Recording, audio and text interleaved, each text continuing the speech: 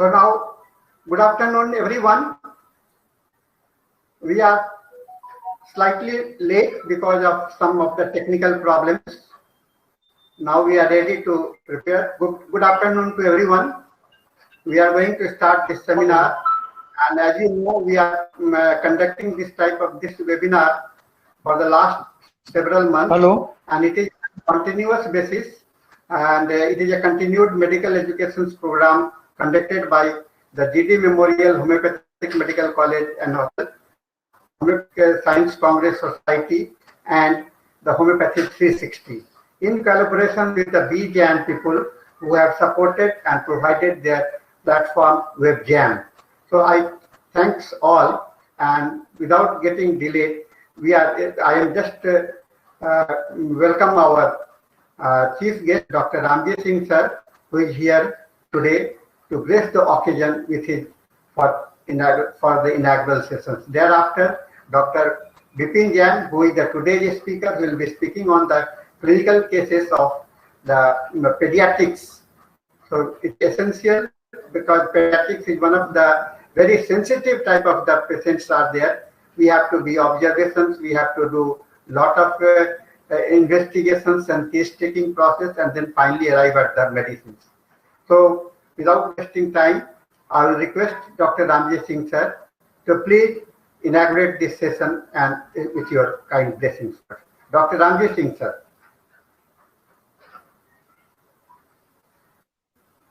Thank you doctor M K Sahni ji. और हम लोग बड़ा लकी हैं कि आज बिपिन जैन का समय मिला हम लोगों को। Thank you. और आप बहुत दिन से ट्राई कर रहे थे। बिपिन जैन को तो हम लोग बहुत पहले से, कोई आज नई बात नहीं है, बहुत अच्छे स्पीकर हैं। लेकिन हाँ, ये बात जरूर है कि शिलांग के बाद आज पहली बार फिर हम लोग फेस टू फेस मिल रहे हैं। और बिपिन जी रेगुलरली हमारे जीडी मेमोरियल होम्योपैथी कॉलेज में एवरी संडे, लगभग 2 महीने से एवरी संडे को हम लोग देश के स्टॉलवर्ड को बुलाते हैं। और हमारे Indian homoeopathy science congress doctor Sahni ji और जीडी मेमोरियल होम्योपैथी कॉलेज के सहयोग से हम लोग ये प्रोग्राम रेगुलरली कर रहे हैं। और इसके लिए इसका सारा श्रेय डॉक्टर साहनी को जाता है कि कोऑर्डिनेशन करके देश के स्टॉलवर्ड को जोड़ते हैं। इसलिए मैं उनको बधाई देता हूँ, खास करके बिपिन जैन की। आप बहुत अच्छा बोलते हैं, बहुत अच्छा एकेडमिक आपका नॉलेज है, और इसलिए मुझे उम्मीद है कि हमारे बच्चों को इसका काफी लाभ मिलेगा। और इसके साथ ही मैं आप सबको शुभकामना देता हूँ कि आज का मेरा प्रोग्राम ये सक्सेस हो। जय Hind. Thank you doctor Ramji Singh sir. Thank you, Dr. Ramji Singh sir. Now we are ready to present Dr. Bipin Jain ji. I think most of you be knowing that Dr. Bipin Jain is presently the principal at the Dr. M.L. Dhawale Institute of Postgraduate Institute of Homeopathy, and it is situated in Mumbai. And he has been actively working with the research work, and his main working is with the research activities, and presently he is doing his PhD work. And I have several opportunity to listen to his program. His subjects and matter are very much methodical. This is very important for the practice, and for which Dr. Bipin Jain is very much dedicated. He has a team of workers with him, and recently I had directly witnessed him listening his wonderful seminar at Darjeeling, and thereafter several times on the webinar in these periods. So we welcome you, Dr. Bipin Jain ji, and we are in long associations, and we have been receiving cooperations and suggestions and everything whenever we are in need. So for this gratefulness, I request you, Dr. Bipin Jain ji, to please start your program. Over to Dr. Yeah, thank you, sir. With your blessings and Ramji Singh sir's blessings, we will start our journey. I mean, it's a long association with both of you who are being guided to us in several occasions and on several ways in which what we are today. So I thank you for that, and thank you again for inviting me for this webinar. and I assure you that we will try and transfer whatever we have gained to the next generation as well as the viewers who are there on this webinar. So thank you so much, sir. We will start with our presentations. Can I have a screen sharing? Hello. Yeah, sir. Screen share. You can start the screen share. There is a screen share options is there. You can go there. You can do it.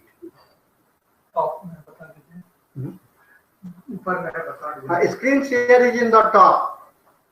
Yeah.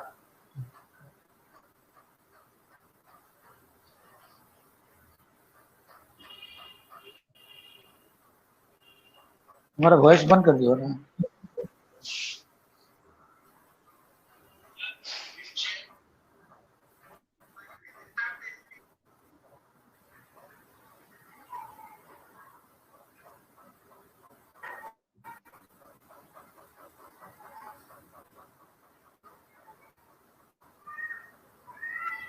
Sir, is it available on the screen?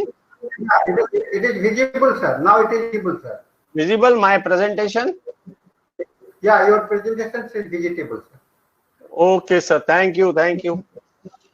So now we are going to deal with a current state which will be very useful in a coming future. Now, today's topic is homeopathic management of pediatric respiratory emergency. And why I thought it is a useful topic today, as we all are hearing that the third wave of corona is on its way. We don't know whether it will come or not come. It is too early to opine on that. But then definitely they are predicting that if at all it comes, it will be the pediatric age group which will get affected to major extent. So if we have to encounter the pediatric respiratory emergency, we should be prepared as an homeopath, and homeopathy will have a lot to offer in that situation. Are we prepared? And what will prepare us? How do we prepare ourselves? What knowledge, skill, attitude are required to deal with those respiratory emergencies? We are not talking of what caused it alone. I mean, lot of viral infections, a lot of bacterial infections, or a lot of allergic reactions which turns this emergency on, and corona can be one of them. So homeopathy does not work on cause alone. I mean, it is the onset, duration, progress, evolutions, characteristic symptoms, and the state and stage of disease which guide.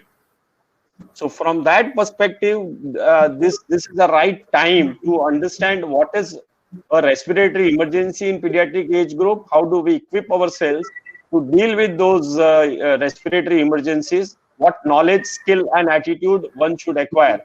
So all these cases, they are quite severe and emergencies which has to be dealt with in hospital.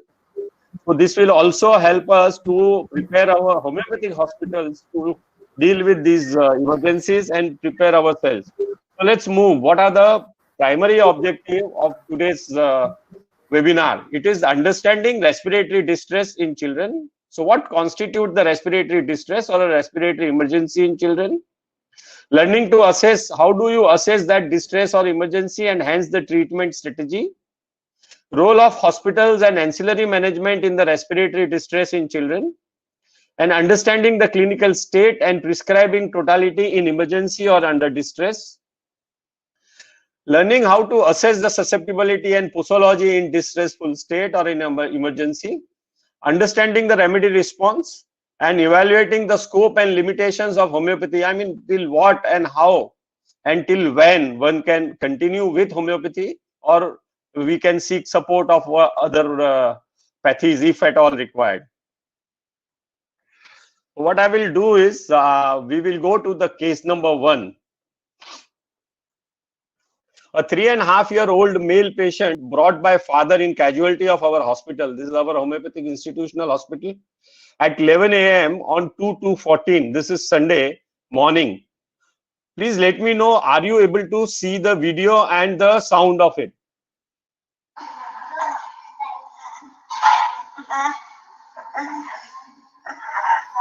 It is audible, sir, हाँ sir, and visible also. और audio sir? Yes, sir. Visible and audible, sir. You can see. Very good, very good. You can. Yeah.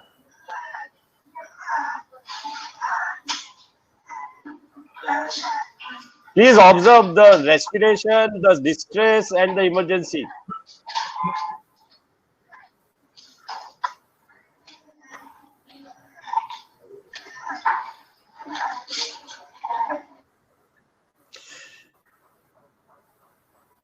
Can I have a few input in a chat box? What you have observed, or you can unmute and share in brief. Only 2 or 3 inputs I will take. Anyone? आपने क्या देखा, आप बता सकते हो?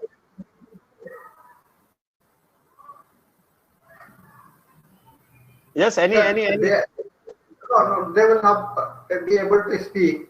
You can. Okay. They will be writing on the chat box. Okay, so I mean, let them write in a chat box. Yeah. I will access through the chat box.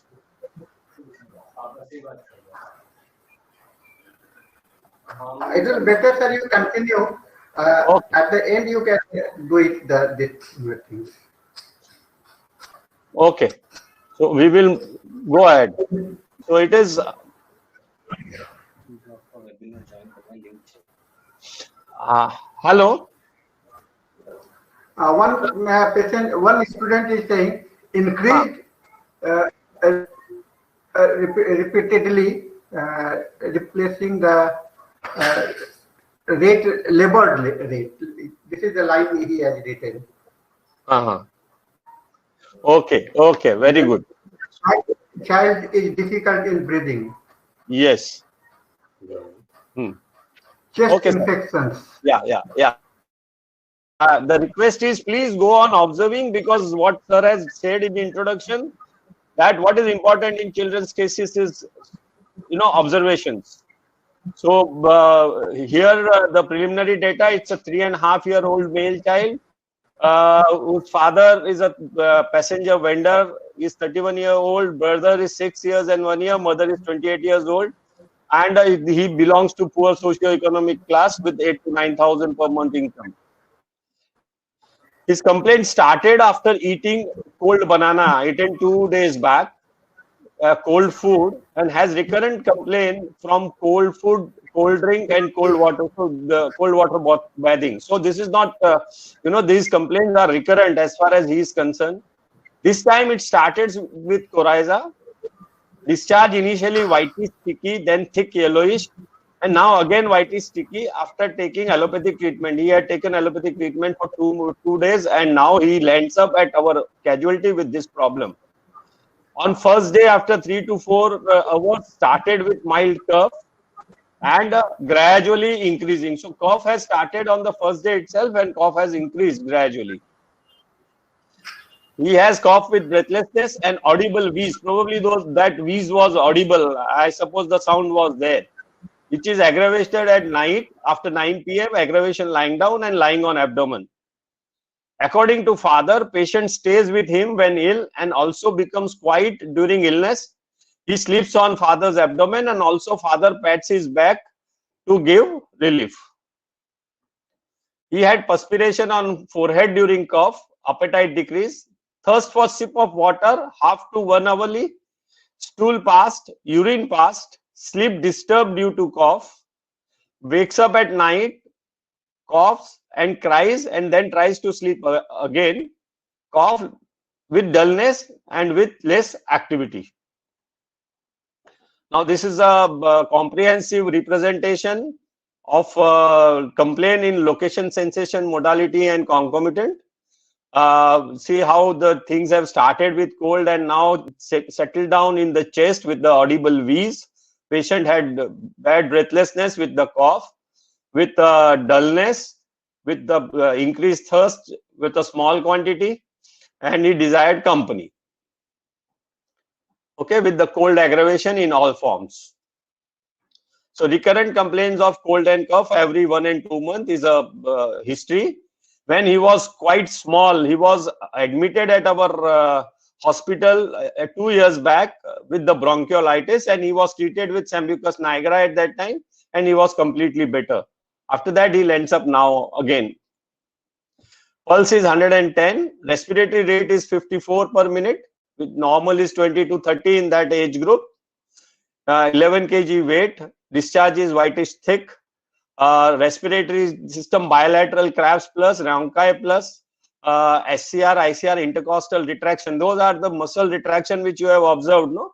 Subcostal and sternal notching. I think those observations were there. And his oxygen saturation. Now I think everybody understand oxygen saturation. Corona has made everybody aware of. Was 85 to 86% without the oxygen. And CNS and other, he was dull, otherwise conscious but dull. Okay.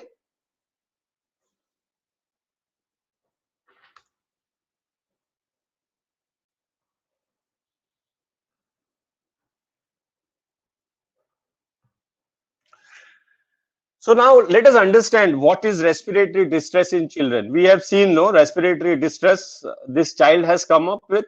How do we assess what is the level of respiratory distress? What caution we have to exercise? What ancillary measures we have to take up? And what acute emergencies or what type of complications are expected? And what we need to observe in children, so that we are able to take right action at a right moment and we don't push them to a further deeper pathology or deeper state. Since there is a very thin line between not so grave and a grave disease, right? So respiratory in signs and symptoms of respiratory. So what does a respiratory distress indicates? It is an abnormal respiratory pattern, or the respiratory distress or failure is the primary diagnosis in nearly 50% of children admitted to pediatric intensive care unit, and is a common cause of cardiopulmonary arrest in children.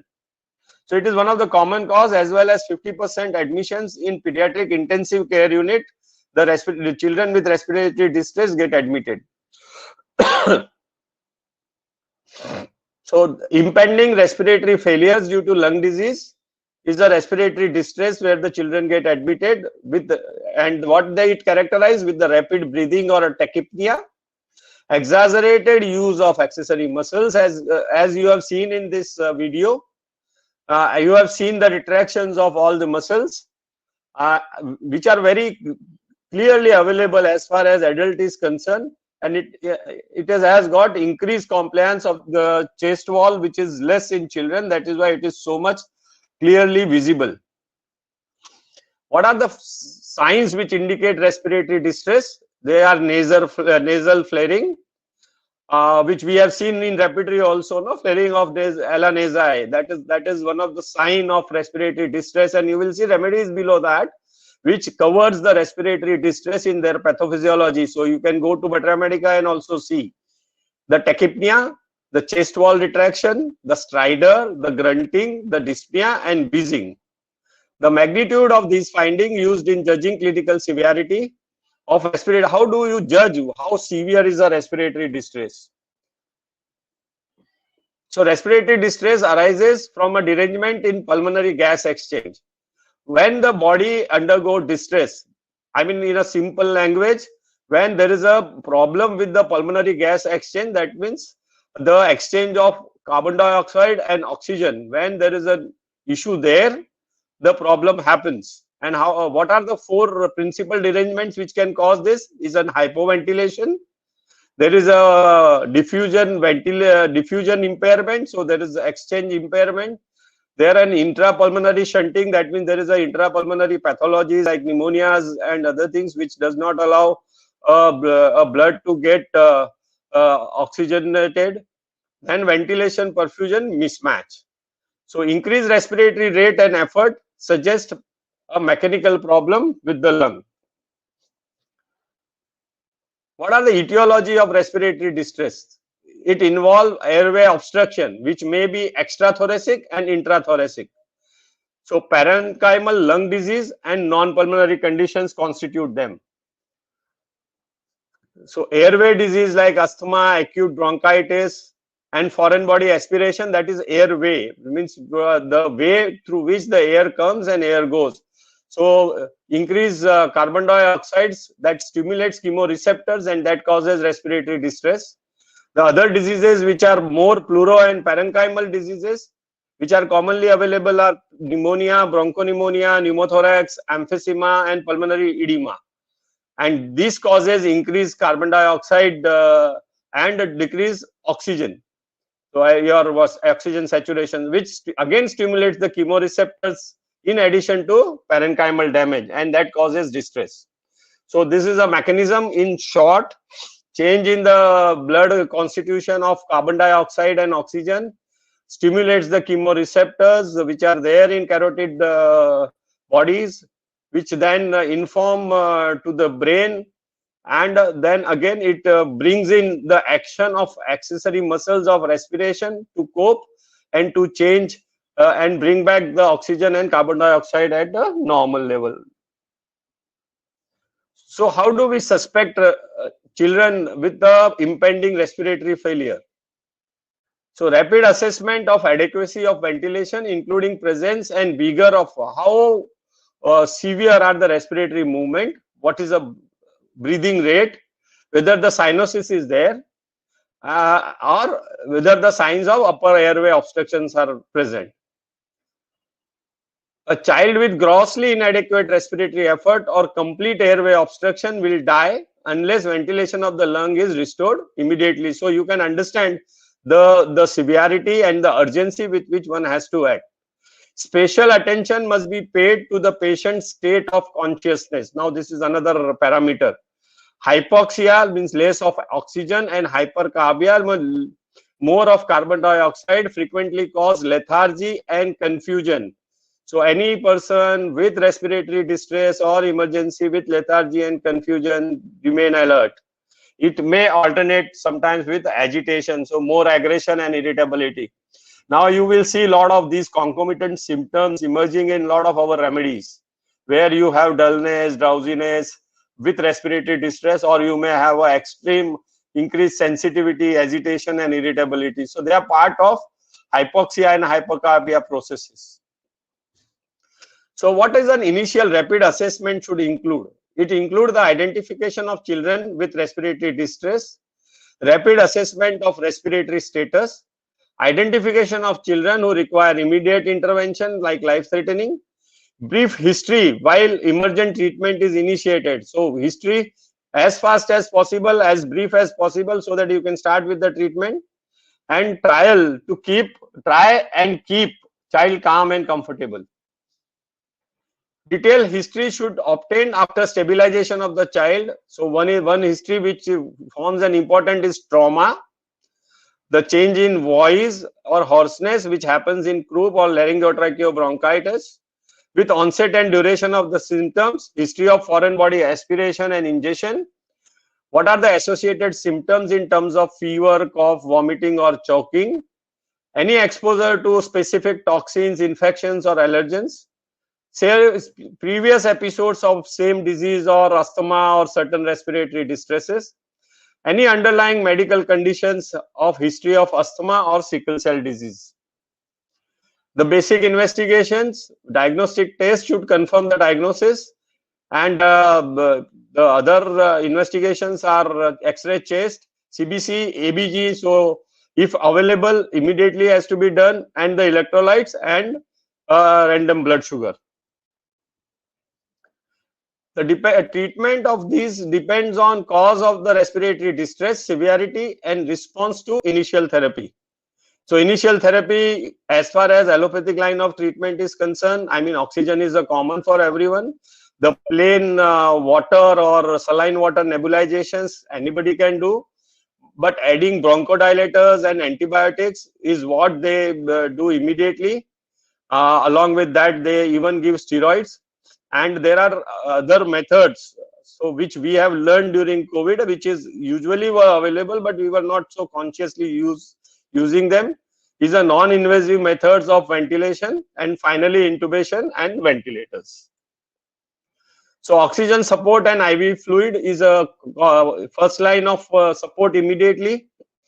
Steroids and and other treatments are used by allopathy, but we have to find an alternative to them. And if the distress is too much, then NIV, non-invasive methods of respiratory support, that is BiPAP and CPAP. Now let's go back to our case and we evaluate. Now this is a chart which tells us whether the respiratory distress is mild, moderate, severe, or possibly impending respiratory failure. So what are the parameters on which we judge? The mental status, the activity of child, the speech, the work of breathing, the chest auscultation, and SpO2 on room air. So you can see our patient who was in a drowsy state, his activity was decreased, he has stopped feeding, he was not able to speak, there were marked respiratory distress at rest, his all accessory muscles including nasal flaring and paradoxical thoraco-abdominal movements were present. You could see that. Wheeze was audible without stethoscope, and the SpO2 on room air was less than 85. So what are we dealing with? Looking at this chart, what we are dealing with is a severe respiratory distress and maybe an impending respiratory failure. Now this is a very advanced case which requires a very technical handling, ancillary support with the right remedy. With 9,600 WBC with CRP positive, 11.9 hemoglobin. So our diagnosis was bronchial asthma with severe respiratory distress and impending to respiratory failure. He had ailments from cold food, dullness, thirst increased, small quantity, small interval, appetite reduced, perspiration while coughing, breathlessness, better lying on abdomen, and cough, aggravation by cold. So we repertorize the case. You can see arsenic coming up so strongly with the type of dullness, the weakness, and the thirst. So arsenic album 200 4-hourly was started. This is a follow-up after 7 hours.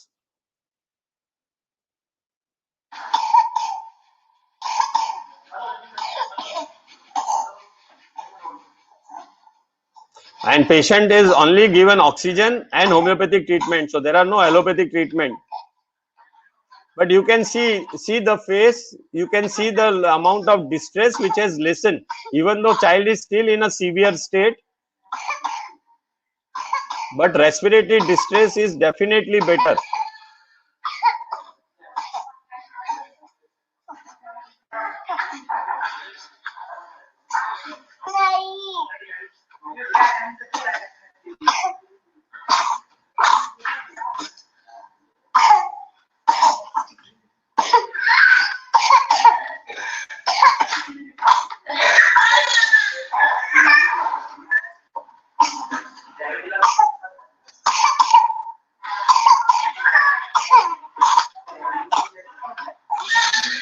And what is required is a continuous monitoring and the signs, what is happening to all generals, as well as is there any sudden change.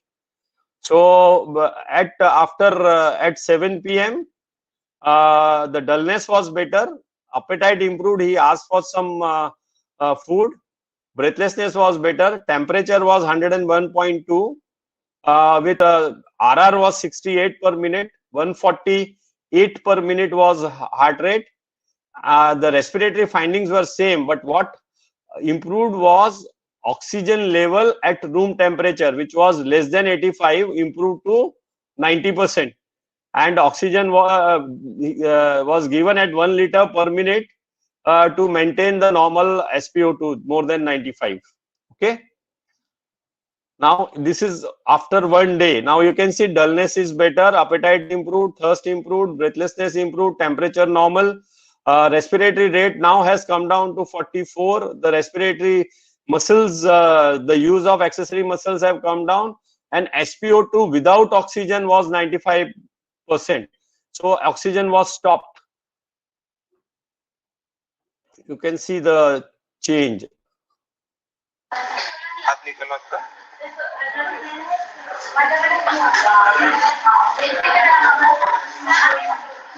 You can see a little labored respiration, but the dullness, the weakness, and the distress has gone with the help of arsenic and oxygen, and continuous monitoring by the postgraduate students who were keeping watch on his respiratory distress, and also the oxygen level, and watching for any signs of complications.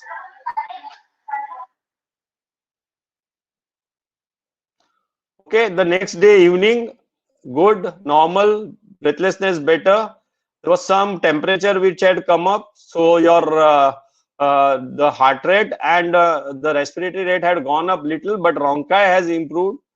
The oxygen was 95%,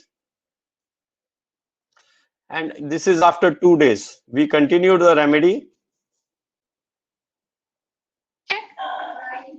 नहीं, तू मस्ती करता है?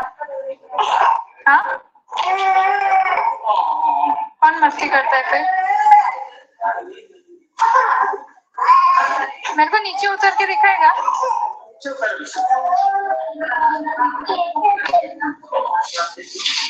यहाँ नीचे उतर?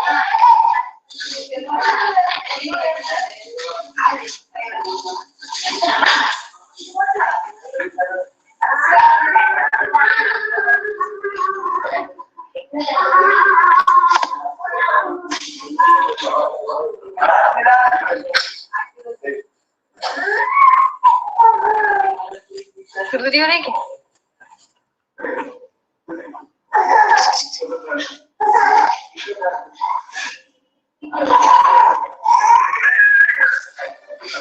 चल गना चल ना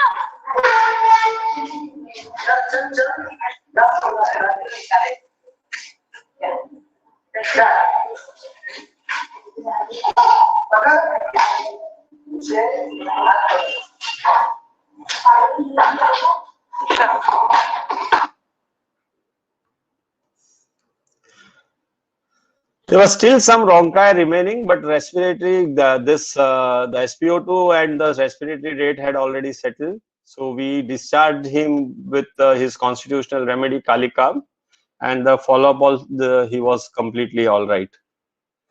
I think what allowed this case to, unfolded was we could understand the stage of disease and the state of susceptibility through clinical symptomatology. What is important is to understand what level and what state the disease is, the clinical state, and the role of ancillary treatment. I mean, oxygen support was essential to carry forward, the initial hours of stress and tension, and role of homeopathy in acute respiratory distress. Sir, any questions? किसी का sir कुछ?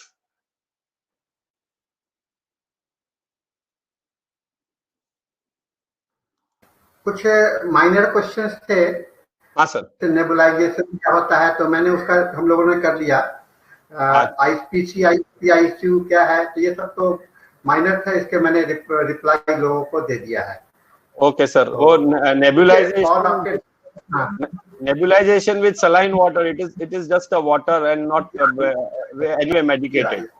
And that the first thing was the hood, and that was an oxygen was given at that time, so that was not nebulization. Okay, sir, anything else? No, it's okay, no questions are there. Okay sir. So now we'll go to the next case. Sir, let me know when. So this is 1 year child was sir. It is only 45 minutes, 34 minutes we have passed, so no problem. You can continue. Yeah. So this is as long as you wish, sir. No problem. Okay, sir. Thank you, sir.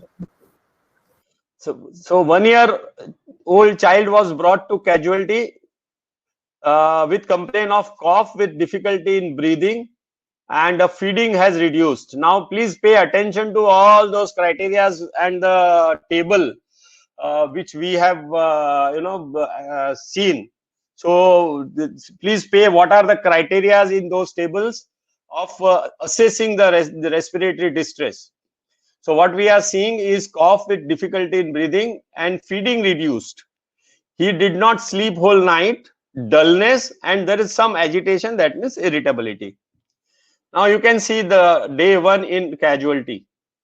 Please pay attention to the observations.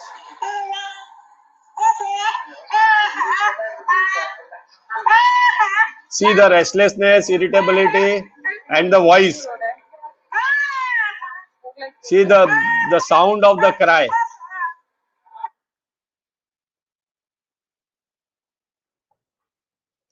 So he is 1 year male.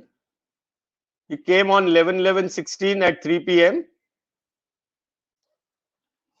The complaints were dry cough, mild, occasional, but no fever, aggravation night and aggravation lying down. Cough with difficulty in breathing, rattling with breathing, cough with vomiting 1 episode, and the vomiting was milk with expectoration, which was white thick.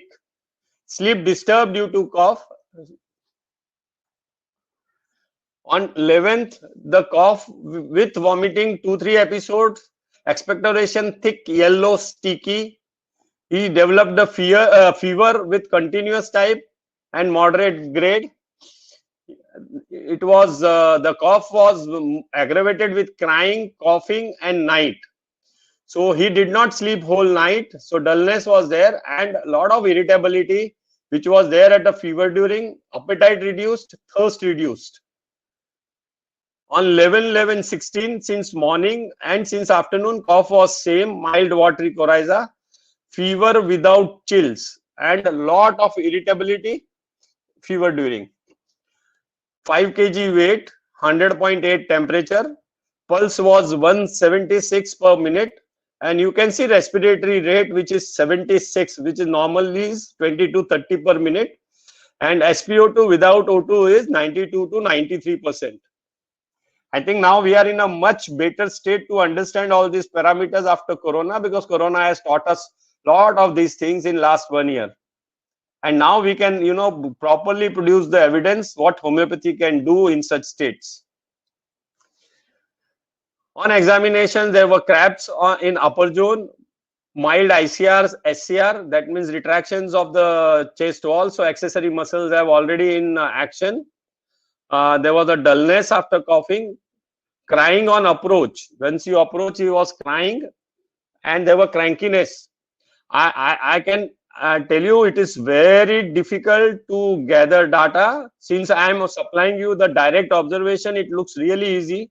But in that state of seeing the patient and collecting data and evidence is real difficult job. So we need to train ourselves that how to observe and how to collect those symptoms to form totalities, and also understand the state of disease, because our Materia Medica also relate with the state of diseases, pneumonias, the latent stress, the cyanosis. So there are group of remedies and the group of rubrics which are there in repertory. So we have to be conscious of that while preparing an homeopathic evolution of symptomatology as well as approach. So now let us put this case also into the what grade it falls into. As far as mental status is concerned, the child is agitated. There is a decreased activity. Intercostal and substernal retractions are there.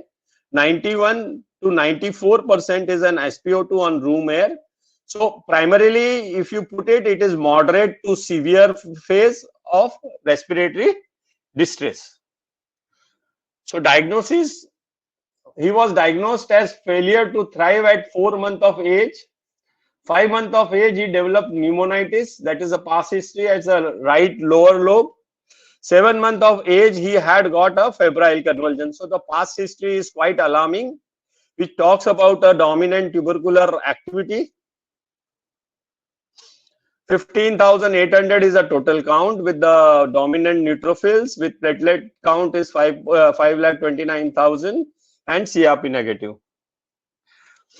X-ray chest, left paracardiac region, opacity with infiltrative changes in it in left lower lobe. So you can see the pericardiac as well as left lower lobe infiltrative changes in a X-ray. So diagnosis was pneumonia with moderate respiratory distress. Now this can parallel with our COVID pneumonias which may come up.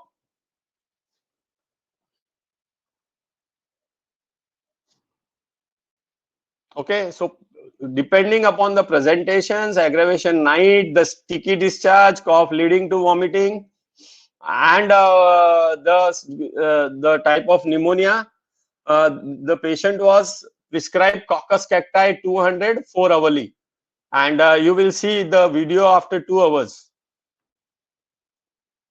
of Coccus cacti. You see how peacefully child is sleeping after 2 hours.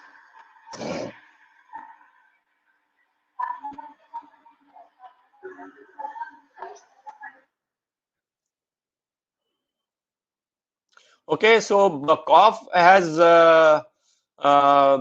reduced 20%. The child slept in 1 hour, no vomiting, no retching, no fever. There was some irritability.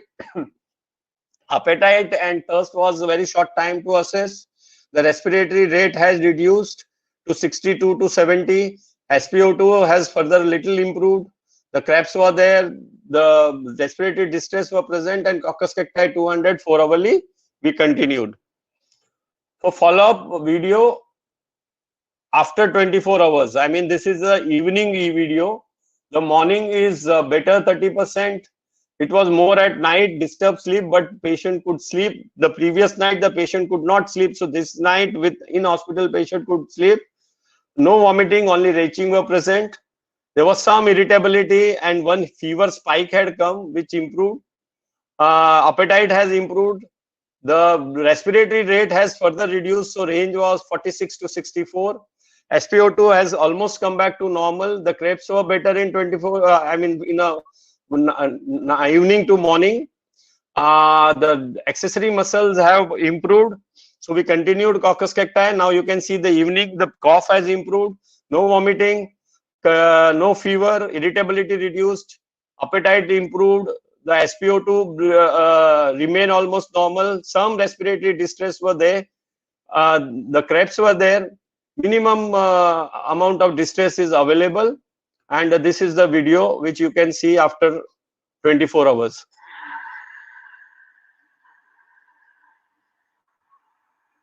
ये दे इसको उठा दे दो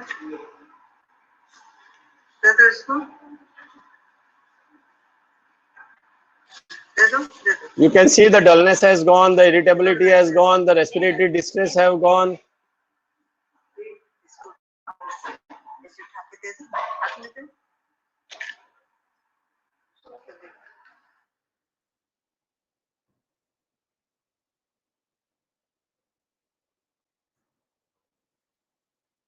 Day 2, the cough has further improved, no vomiting, no retching. Retching has almost improved.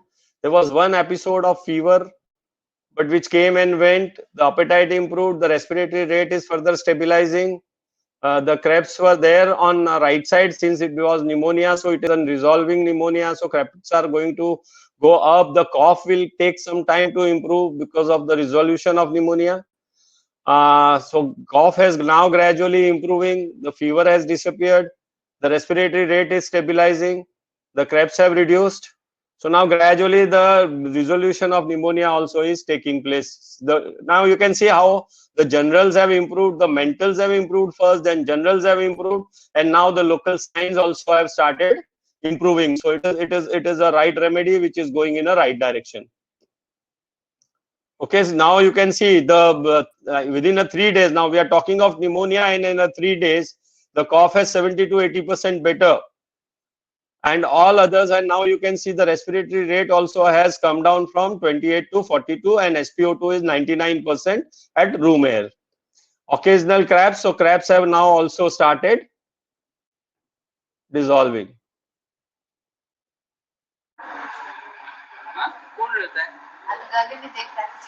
गले में नहीं है तो ठीक है ना, ऐसा गले में देख लेता मैं ले लूं? पहले इसको तो सर मैं ले लूं? ले लूं मैं? ले लूं? चलेगा। वो दे दो, चम्मच दे दो।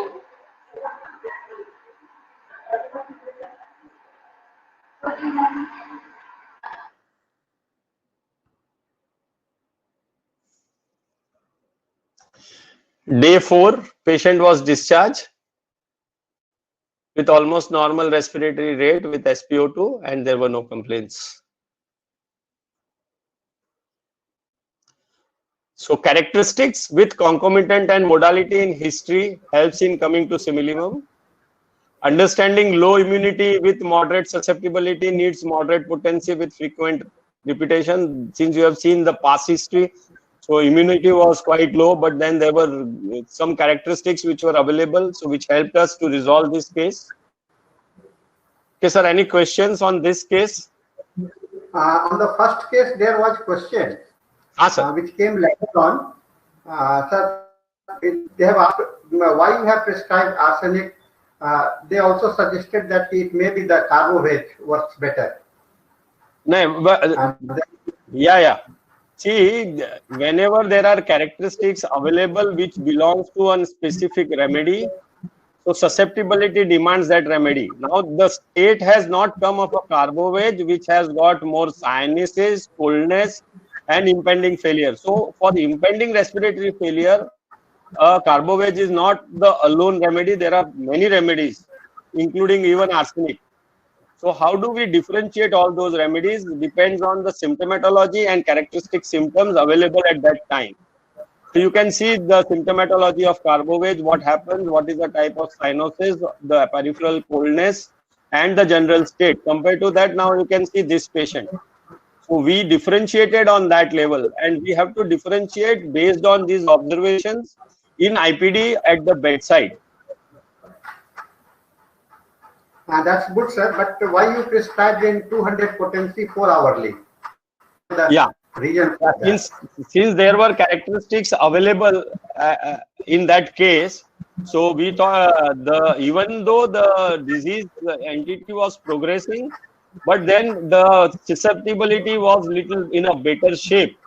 So we prescribed 200 potency, looking at the susceptibility and the response. Yeah, that's good.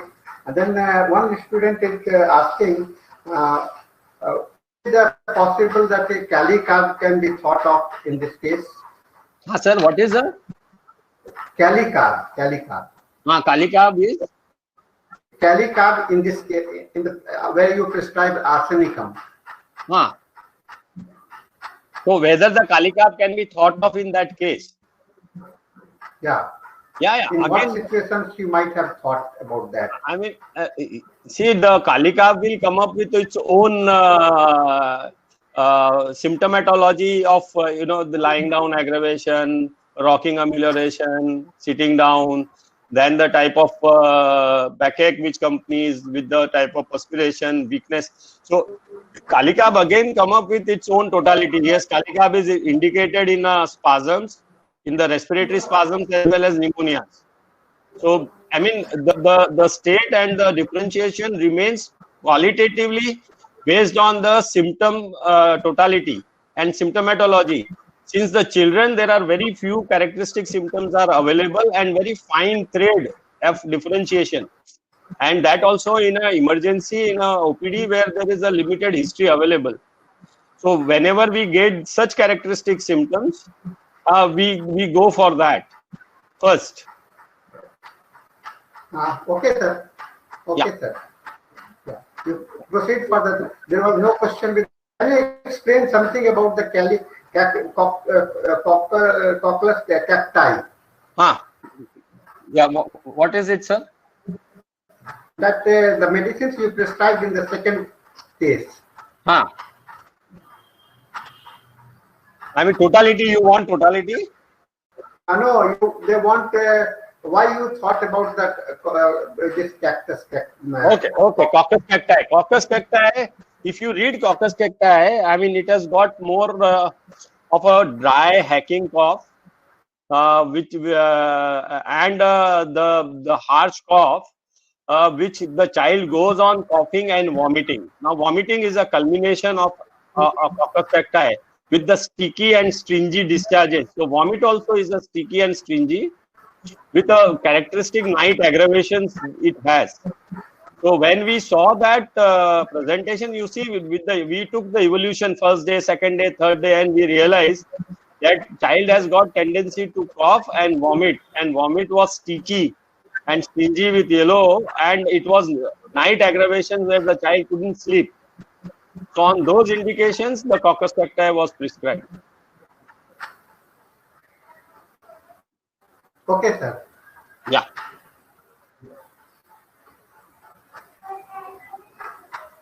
I must tell you that there is really a thin line, and it requires a real effort to collect symptoms in that state.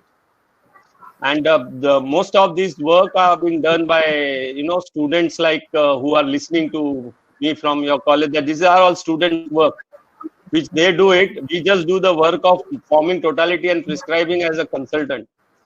But they do the primary work of collecting data, processing them, monitoring patient, understanding the complications. They stand by it. They remain awake whole night, and then it is possible. So we have to prepare these capacities within us to face the next corona wave, even if it comes with these all respiratory diseases where we have to be alert.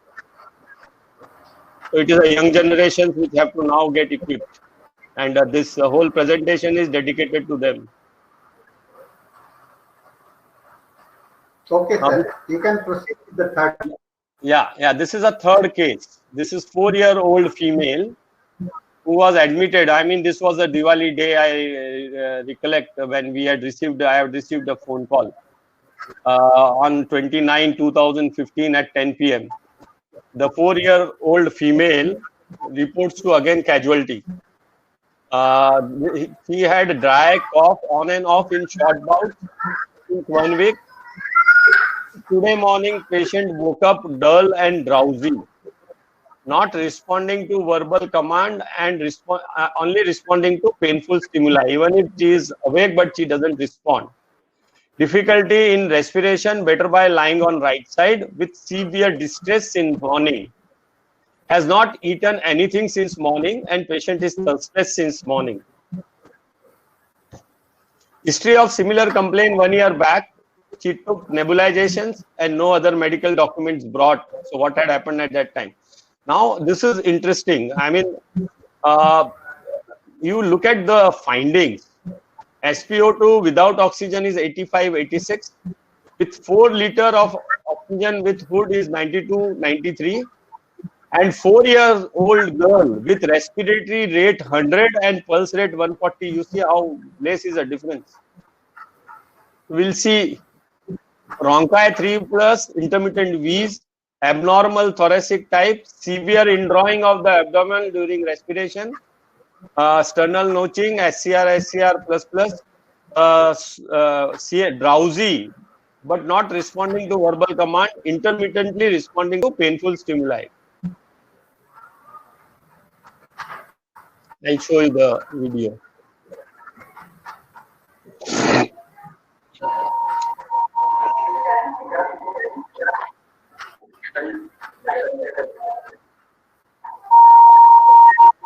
You see the type of respiration?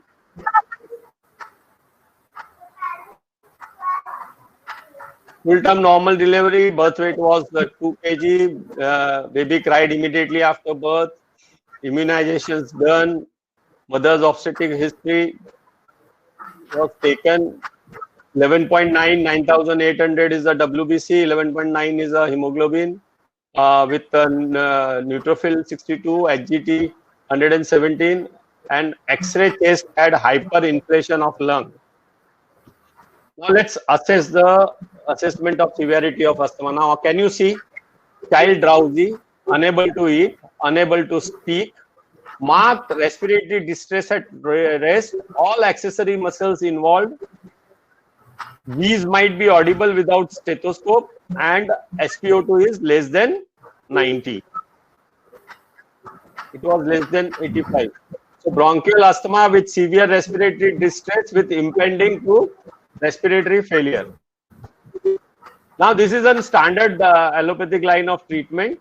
They usually start with steroids and bronchodilator with oxygen support and IV fluids. This is a really tricky state with the 4-year-old child with the 100 respiratory rate and impending failures where we do not have facilities for intubation and ventilator for the child. So we don't have pediatric intensive care unit. So first thought was whether to take the patient or not to take. But it was a Diwali day and patient did not offer, the relatives did not offer much choice to us. They wanted to continue with us only to treat. So then there was a question how much time we have in hand so that we can revert this state and retrieve this child. Can a homeopath intervene in such cases? What are the scopes and limitations? And what measures can we adopt? Because we don't have experience of treating these cases day in and day out. So, I mean, it was a very, very distressing state.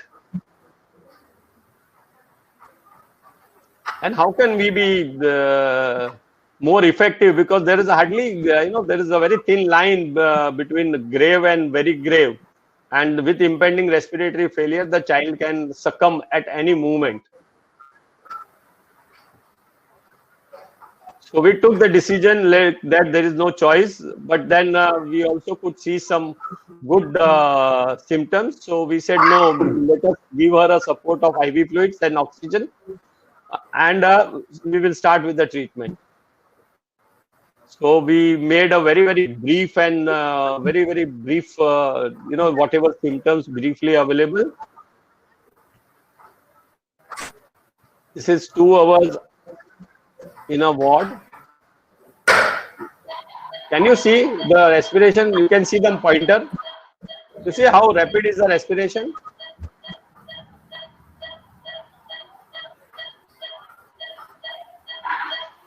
And how shallow is the respiration? And very fast the muscles of respiration will fall into exhaustion.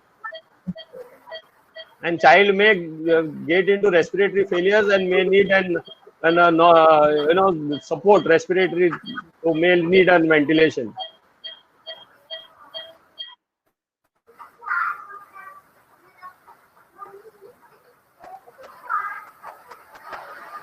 So we gave 4 pills 2 hourly, and you can see what happens after antimpart. You see now comparatively how comfortably child is sleeping. You can see the difference in the respiratory rate. Respiration has become little more deeper.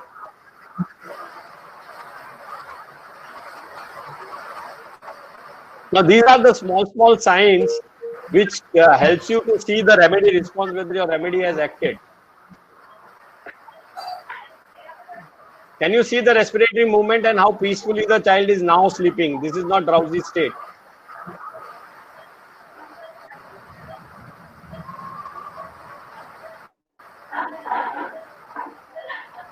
There is definite distress. The oxygen requirement is there, but comparatively the generals have improved. So that gives us a lot of confidence that yes, we are on a right line and probably will be able to help this child further. So this is after 16 hours.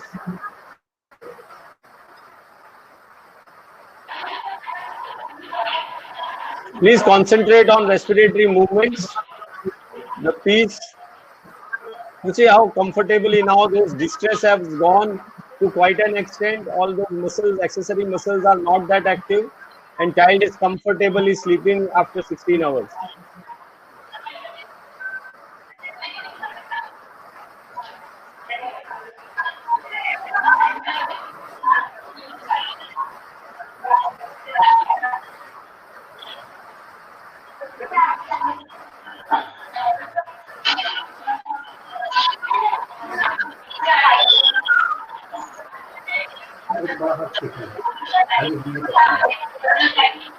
In room temperature, things are better, more than 90.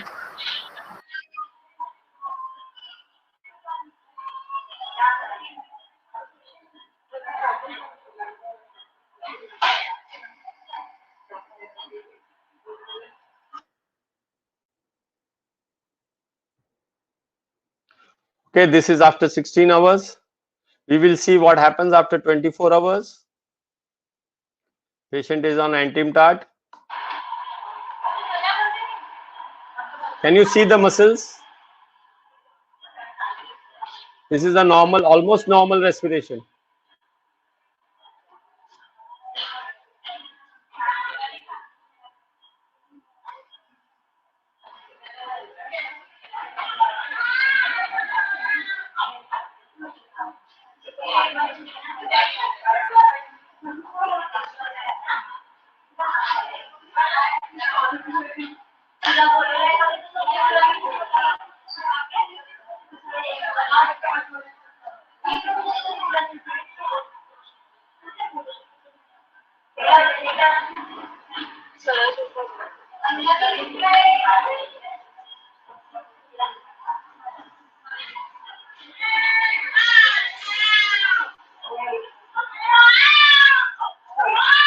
Child is without oxygen.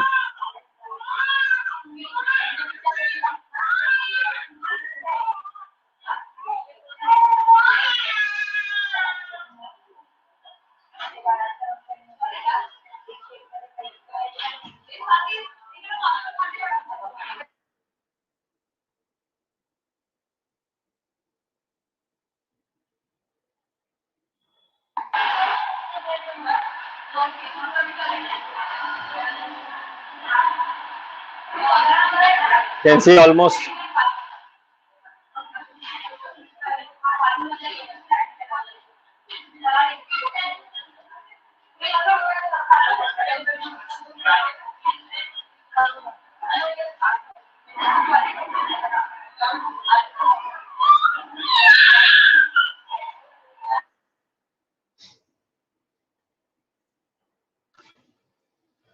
This is after 36 hours. Archita. Hi. So the child who was almost in a severe respiratory distress with impending failure, with 36 hours of homeopathy and oxygen support, definitely. खोकला है क्या?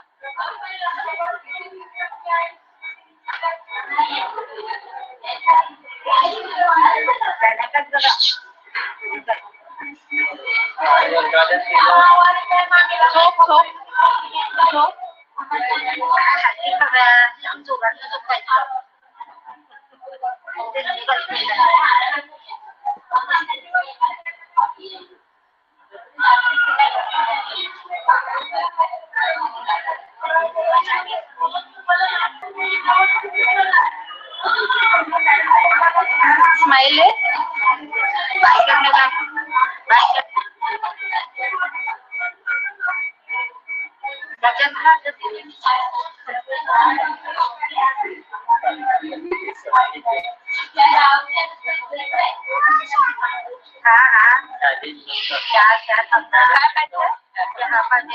काय पाहिजे चहा आणि काय पाहिजे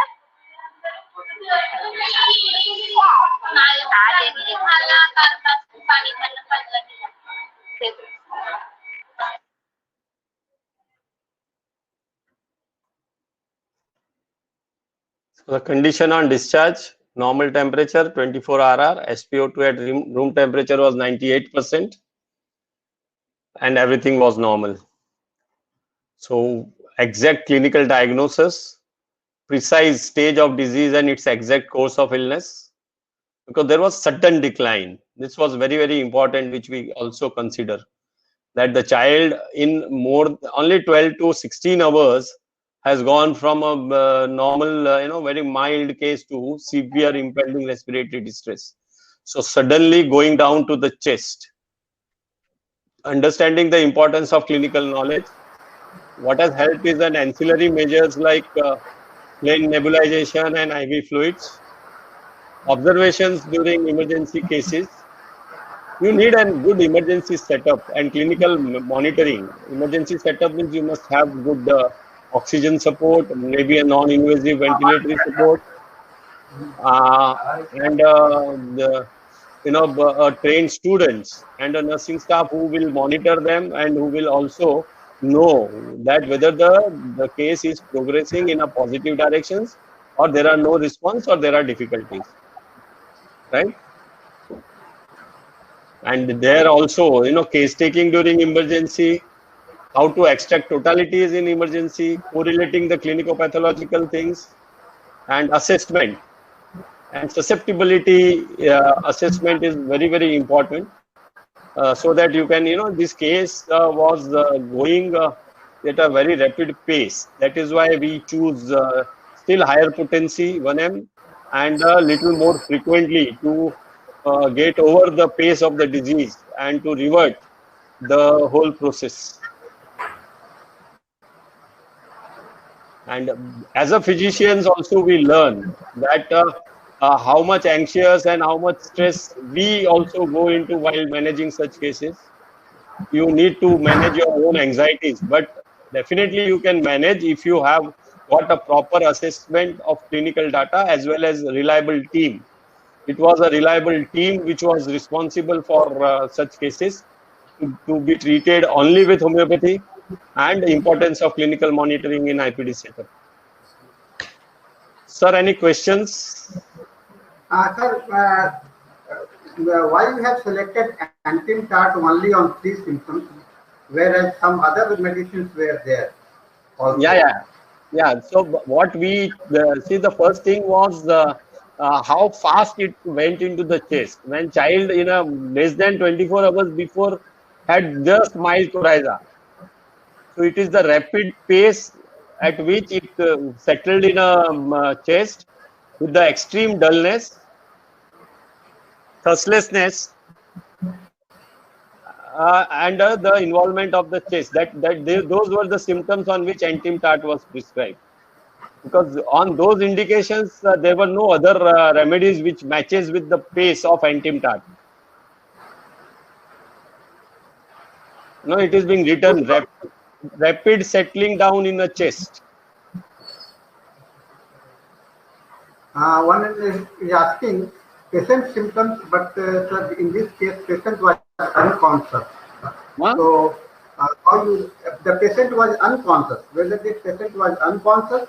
No. Patient was not unconscious. Patient was in a dull state of yes. And then why you prescribed in 1M potency? See, there were two things. One was the pace at which disease was progressing. Second, few characteristics were available. And third thing is we wanted to arouse the sensitivity with the higher potency. Okay. So all that included, since the child has gone into great dullness and almost in a state of failure. So there were central nervous system also was involved, which required stimulations. Okay, sir. Okay. You can proceed with this case. Okay, can I go ahead, sir? I mean, Yeah, you can go ahead, sir, with this case. Okay, sir. Thank you. So now we are going ahead to the. I mean, these are the cases which definitely has to be treated in a hospital setup. Please don't make an attempt to treat them in a OPD setup, because will be difficult for a family to monitor. You require a close medical watch. Now this is a 1 year 10-month-old male child on 23/12/16 at 3:40 p.m. Okay. Suddenly developed since yesterday. Increased respiratory rate, labored breathing, noisy breathing, and SpO2 is less than 86 without oxygen.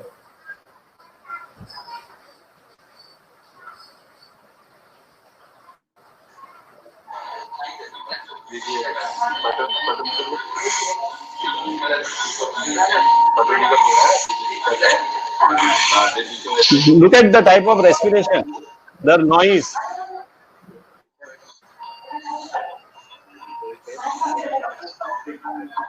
Look at the eyes of the child. Look at the respiratory movements.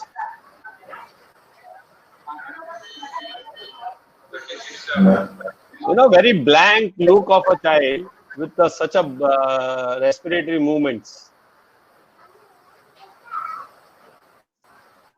So it is only 24 hours development. There was a history of mild fall, but did not have much impact. The child had cough without expectorations, short bouts, in a many paroxysm, cough increased, breathlessness. He didn't sleep at night. So whole night was bad with a rubbing on back. Activity was reduced, not able to eat anything. Thirst increased and desire to be carried. Okay. Bronchial breathing, better by sitting up. Noisy breathing with shedding of LNSI and all accessory muscles of respiration present. Now, see what is important is now you will see what is the difference in this case. Temperature is normal. The rate of respiration is only 38. Heart rate is 136. Thoraco-abdominal rhythm was regular, but you could see with SpO2 86%. You see all accessory muscles are present. Bronchial breathing, noisy and labored breathing with all accessory muscles are in action. But what was finding was there was no adventitious sound heard. So with this breathing, the on auscultations there were no sound. The activity has reduced. So now this is further level of distress. Increase irritability, decrease activity, was unable to eat, unable to speak, with all respiratory distress. But the major finding was chest is silent. There was no wheeze. Now this is a further alarming state. That means your respiration, the parenchymal, there is absolutely, it is setting the exhaustion with poor SpO2. See hyperinflated state, severe chest wall retraction, flaring of LNSI, tachypnea with all notching and silent chest. Okay. Hyper-responsive airway disease, silent chest, bronchial breathing, night aggravation, onset sudden with severe spasm and increased thirst.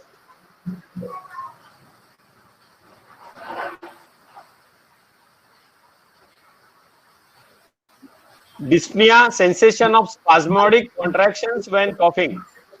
Heavy breathing with desire to take deep breath. You see the observations of the child. You will see this violent dry sound and feels as if everything in chest was dry. Dry and fatiguing cough, chalky cough, cough aggravation night, no expectoration, almost convulsive cough, and thirst increased. Let's see after 2 hours.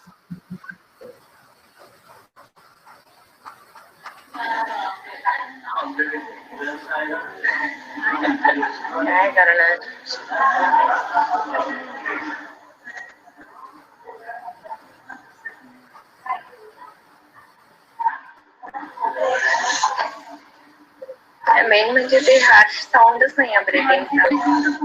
That means there are no breathing harsh sound.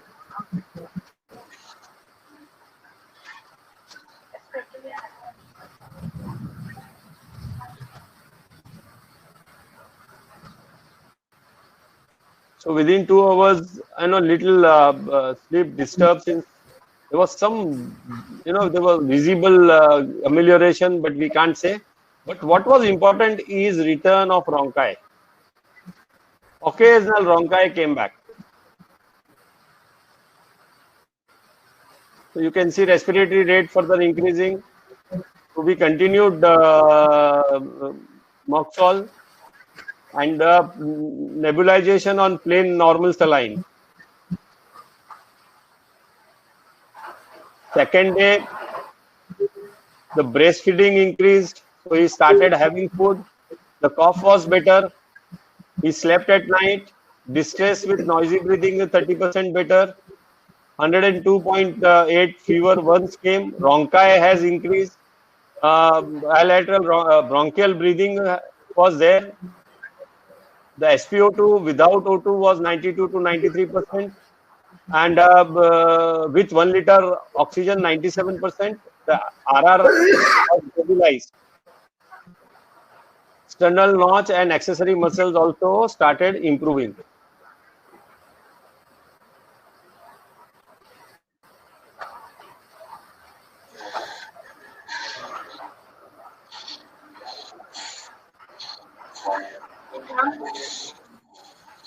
So still the distress is there, but there is a huge difference between what we saw on first day and today. The child is eating.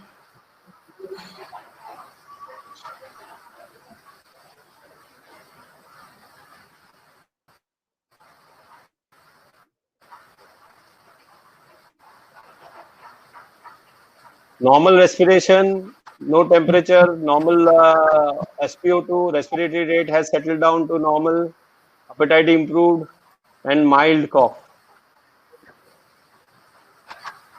I mean, this was the most difficult case of all this because of the silent case. So, I mean, it is a bad state in any wheezing illness.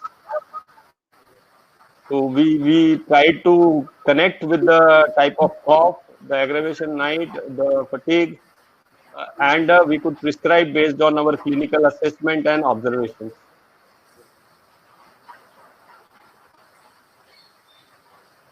Yes, sir. Anything? Sir, they are only why you have prescribed Merxol? What was the purpose for prescribing? What was the criteria that you have taken for Merxol? Yeah, and I have already. That is where I have put down our observations. There was a spasmodic contraction when coughing. He had a heavy breathing, and in between we were taking deep breath because the chest was silent and he was in distress. The cough was very dry, violent, and the thirst was increased with no expectoration and aggravation night. It was dry, fatiguing, choking cough. Why not opium, sir? Why not opium? Yeah. Opium would have had a thirstlessness in this state, number one. Number two, the CNS symptoms would have been further different. A lot of dullness, drowsiness would have been a different type. This was the child who was in an irritable and agitated state. Yeah. And then, sir, they are very much skeptic about using high potency in the acute cases. No, what we, yeah. The whole issue is until and unless we understand the need of susceptibility and assess that how much characteristic is available, what is the state of the disease, stage of the disease, whether it is a functional complaint, structural till what level, it is reversible, irreversible, what is the level of sensitivity, if there is a low, poor sensitivity or poor this, then what, if it is very high, then what, and how do you repeat. Now, these are the parameters which are being used. So it is not, acute is not equal to low potency or acute is not equal to high potency. If you go, I mean, it is beautifully demonstrated by Borderline pneumonia. If people who have read Borderline pneumonia will understand that how, on the contrary, he has used with high susceptibility, very high potency, 10M, 50M, and more frequently until the response set in. And he has used the low potency when he treats it by lysis, where there is a poor susceptibility.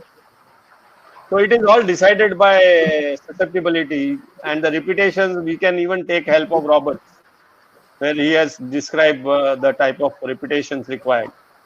And probably the repetitions were required, and some standard potency would have helped. That is why Dr. Hahnemann also talked about 50 millisieverts to avoid aggravations. So I mean, all the options are available with us, but looking at the patient's need, the state of disease, how fast we want a response, how fast the disease is progressing, what are the characteristics available, what is the coverage of the remedy with the symptomatology. Now, so many things are considered before we decide about the potency.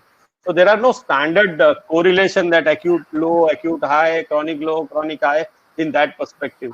It is each case requires a different handling. That's nice, sir. And I hope that you are proceeding with the 5th case and it will be the last case, now.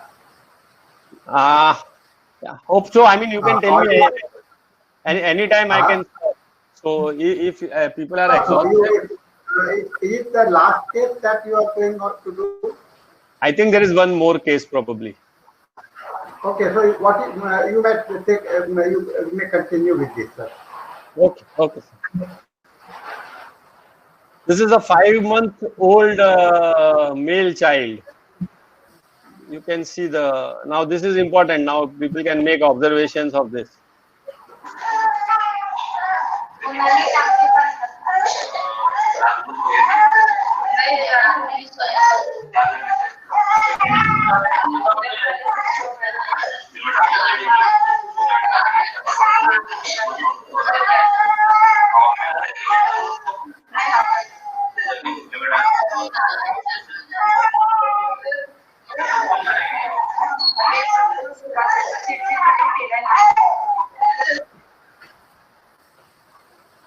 I think this case also demonstrates some interactions and of the medical officer with the patients and relatives. Are the observations and the interactions was clear to some extent? Yeah, it's quite clear, sir. I mean, students are taking interest. Yeah. Yeah. Is there any input from them? What is their observation? That's what I am asking about. I am placing the questions only from them only. It is not my question. No, I know, sir. With this video, is there any observations they have put? No, they are very happy to see the videos.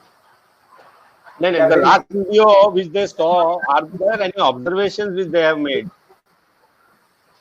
Yeah. Okay, sir. So you can continue, sir. Yeah. This is in a ward. You can see the type of breathing, the type of cough, the voice. You know, the voice is.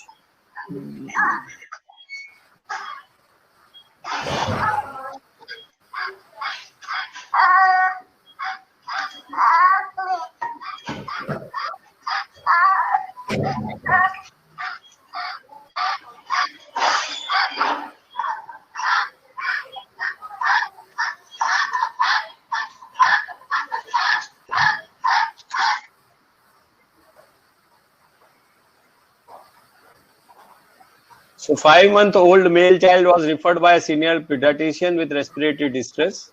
He presented with breathlessness along with history of coryza and cough since 1 week. It increased since 2-3 days with rattling and hoarseness. So data obtained from mother, while that interaction was going on, what was the data? Irritability, cough from खांसी की वजह से child चिड़चिड़ कर रहा है.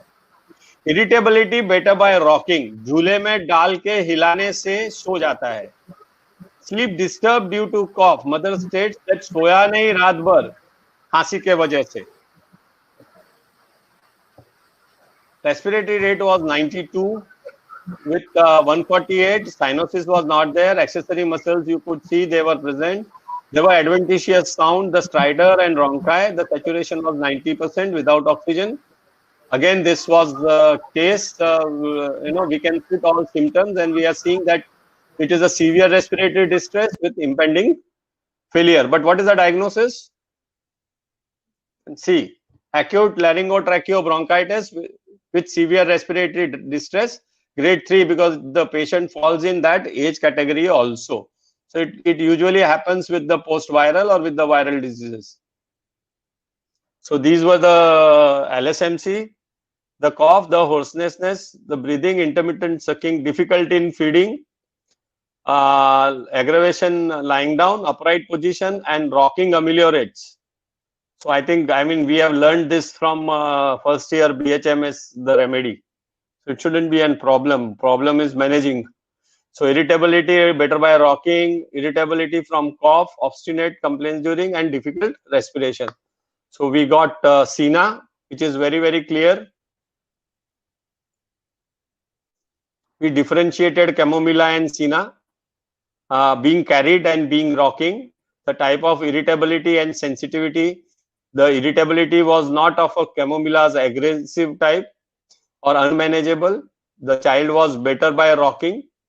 The cough and the involvement, you know, here you can see the involvement of trachea with hoarseness, sorry, larynx with the hoarseness, and the lower respiratory, which again pointed to SINA more. The type of cough, dry hacking, is also part of SINA.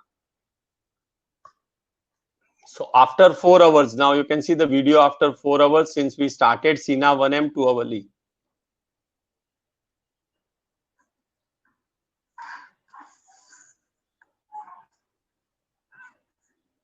Can you see the difference in 4 hours with SINA? Child was difficult to manage in that casualty. You know how the mother was handling a child, and child was continuously crying and wanted to be, you know, up and down. The rocking was required. Yeah, respiratory distress is definitely there still. It will take some time to improve. But we are dealing with a life-threatening illness called laryngotracheobronchitis.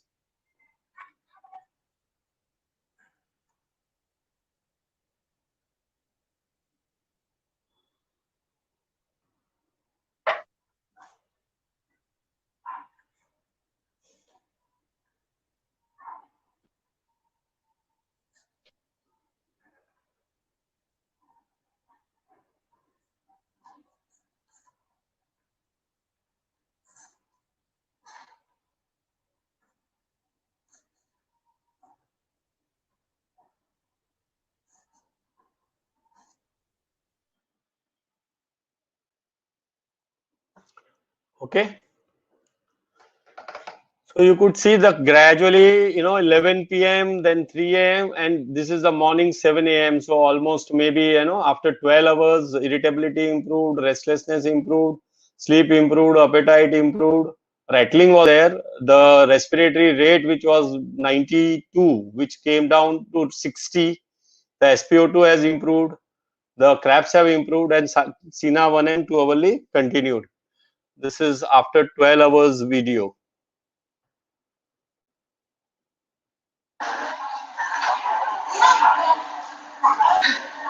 How peacefully child is sleeping.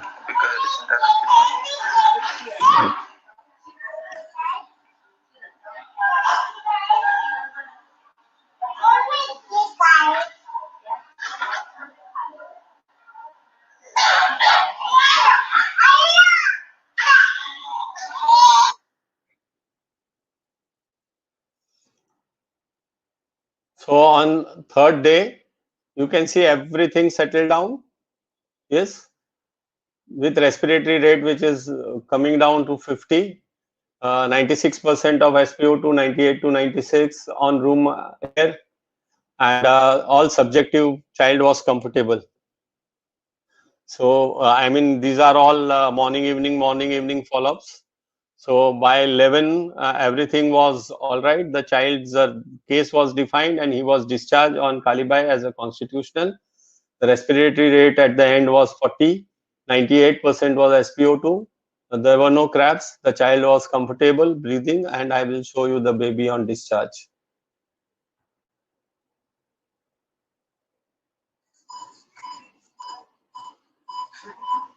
Can you compare with the first video?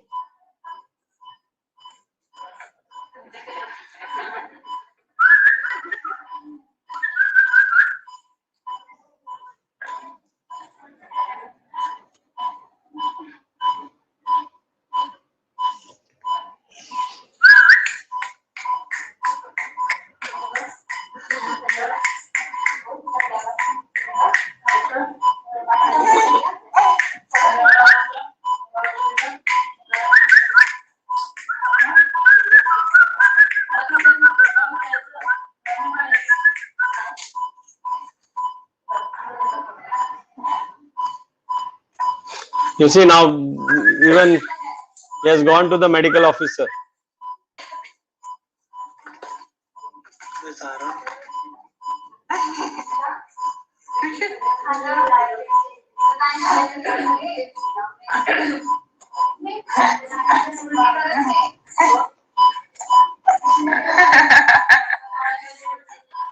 Bye bye. Bye. Hello hello, यही पर आखिरी हो जाएगा, last पर जाएगा। हाँ हाँ ठीक।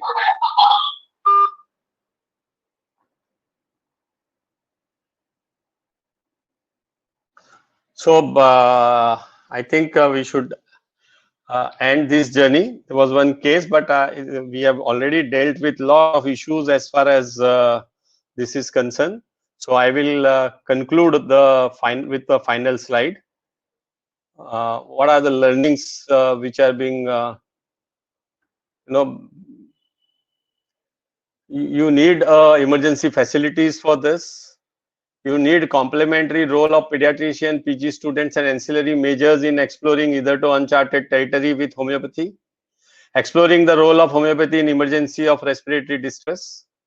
And evolving the totality from disease process to get characteristic symptoms. These are the learnings. Homeopathy has got scope in severe respiratory distress and brings about recovery in rapid and gentle way. Accurate assessment of clinical state and stage is necessary to manage distress. Well-equipped hospital with team is essential to deal with such conditions. Ancillary treatment plays an important role in managing these conditions. Importance of observation and assessment of susceptibility goes a long way in managing these emergency. So acknowledgement to Dr. Ramji Singh sir and Sani sir for inviting me and the organizing committee for this webinar. The GD Memorial Homeopathic Medical College and Hospital, the Homeopathic Science Congress Society, the Homeopathy 360, all my teachers and colleagues, the medical officers and PG students of MLW Memorial Homeopathic Institute. Thank you, sir.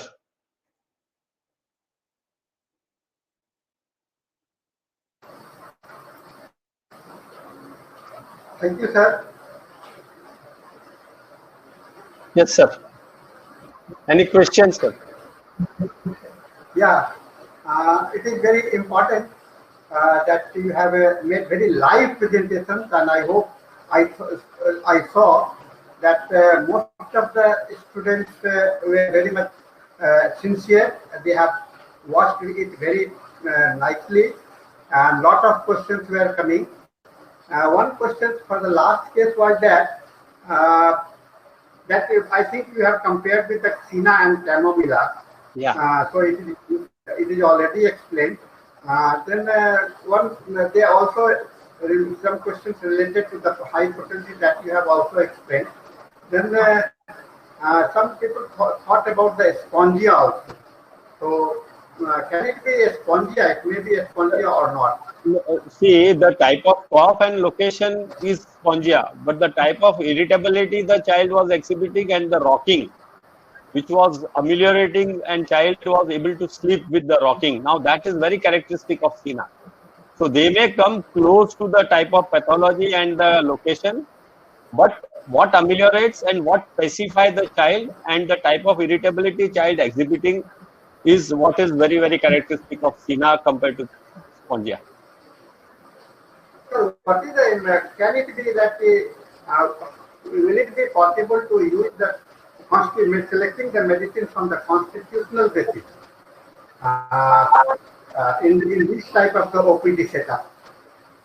See, initially when the emergency and distress situation comes, we usually take the presenting totality because it's not possible, and they are glaring, mostly available and prescribable. If the acute totality is not available, then we think about the alternative, maybe an intercurrent remedy or maybe a deep acting constitutional.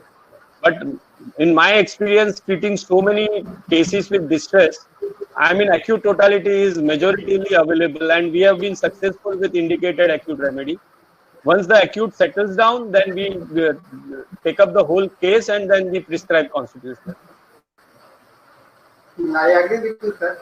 And then Dr. Sanjeev, you are here in the room. You put on your. Good evening, sir.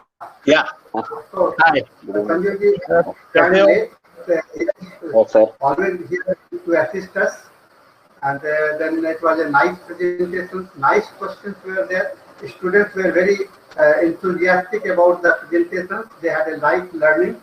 I hope some comments coming from Dr. Sanjeev also. Thank you so much, sir. And Dr. Bipin, sir, it's nice to see you after a long time after Darjeeling. Thank you. Thank you. Yeah. And it was very nice presentation, sir. You talked about so many things, especially about the high potency in acute diseases, and you differentiated the medicines also. And rightly you said about the SINA. There is only one medicine in repertory, cough ameliorated by rocking. So with other symptomatology, definitely we should go for SINA or any medicine if we are having such type of the presentations. So it was very good, sir. And thanks to the participants also, we got so many different type of the question and very intelligent questions. So it was very good sessions. And we hope that in future also we will get more information from you, sir. And thanks to Dr. Sahani, sir, who is organizing regularly this type of the webinars and inviting world-renowned, the physicians and lecturers to this CME. So thank you so much, sir. And now I request Dr. Sahani, sir, to sum up this webinar. I think Dr. Bipinji, that this hospital setup is very important. And there were some questions also from the sense that instead, because so many anxiety with the doctors also and the patients also to manage this type of the emergency cases, we should promote having a more OPD setup. Some students have also asked you how many hospitals are there in homeopathy. So it is better not to reply these questions because we do not have so much facility at present. But I hope in future we can get many more important and you may be the guiding factors because ML Dhawale, I have visited your institutions also. I have seen gone around your wards and your departments with nicely arranged and method is here. And what I feel, Dr. Dhawale's contributions, group contributions, I say it is group contributions, team contributions, is that you were very much particular about the practical applicability of the philosophy. It is very important. I had met Dr. Kumar Dhawale, sir. I was not. I have read many of the books of Dr. ML Dhawale, sir, and nicely it is just a very. Some people say it is very hard to practice, but why? After seeing this type of the presentations, I hope that this is going to be a very wonderful learning for all the students, and students also require. Students also require this type of the guidance from time to time. That's why we are calling this type of the. You are calling finding out some gems that is scattered in our country. So really, you proved to be the gems for presenting, and Dhawale's contributions is also there. Very great contributions. Right from my early age, I say from my early age, I was the greatest fan of the Dhawale Institute. And till date, I am very much grateful to the Dhawale Institute because it has provided me learning for me, personal learning also. Because right from my early age, I had been reading all the books related published by you and continued. But whenever any information comes, I become more interested. So, Dr. Bipinji, you have made a very valuable presentations. These few cases were also very important, and I think you want to say something at this moment. No, sir. Thank you, sir. And yeah, sorry. Yeah, participants, they have some questions have come to us now that one session should be there of Dr. Vipin Jain, sir, on fever, especially in pediatric cases. So they are willing. Please arrange one session on fever in pediatric by Dr. Bipin Jain, sir. So we hope that we will get soon such a session in our webinar, sir. On behalf of Dr. Bipin Jain, I can assure you, Dr. Sanjeev, that he is always open and he will never say no to us.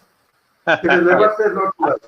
I cannot say no always to ready, him. cooperative, because I have watched him since long, and he's so much open and affectionate. And the only thing is that he is dedicated to the homeopathy.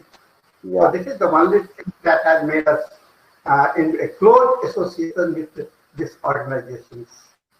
Thank you so much. You want to say something, Dr. Jain?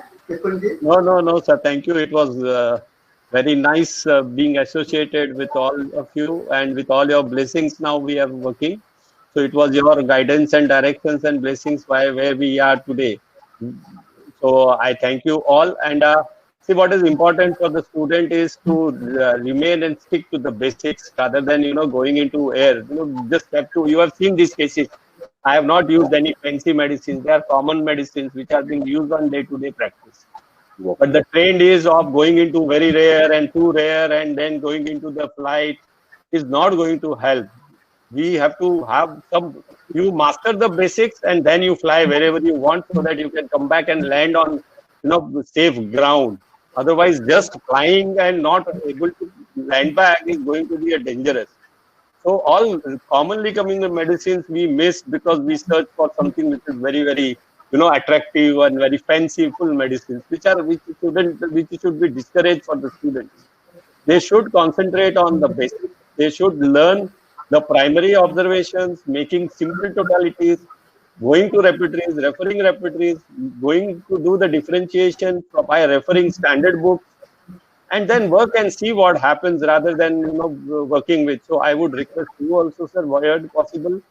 I mean, I know all of your speakers are very, very soundly connected with the ground. So with the complementary things, it will help. And with your training going on, I mean, they will come out with flying colors. I'm looking forward to, meet you in face to face. Hope the future it will be early enough. This is nice occasion that we are now coming with the webinar, so that we have come closer. You are at Mumbai and we are here at Patna. Yeah, so I know. The distance is no bar. I know. Distance is no bar nowadays. Thank you, Dr. Bipin ji. It was nice, and as Dr. Sanjeev ji has requested that one more session will be had on the pediatrics, and it can be the interactive sessions, but questions will be coming only on the chat box. So and I assure them, all the students, that on your behalf, that you are coming again to us. Sure, So sir. with this, we are very much thank you from my own self, from the G.D. Memorial Homeopathic Medical College, from Homeopathic Science Congress Society, and 360. My thanks goes to Dr. Ramji Singh sir, who is always open and to support us for everything that is. So it is a confidence building program that we are trying to do, and it is the need for every new beginners, learners to develop confidence that only homeopathy and no other is. So this is the important thing. And I also thank Dr. Sanjeev ji here to support us, work with us. And then we are thankful to Dr. U.K. Verma sir, our Vice President at the college, and our Dr. B.M. Ojha sir, who is the principal of this college, and our some staff like Dr. Subhasis Mukherjee, the academic in charge, who is pushing all the students to participate. Every time he was knocking on their mobile, on their chats, WhatsApp, etc. And then also the management of Dr. Rajat Dwivedi. He is our very energetic person who used to do it.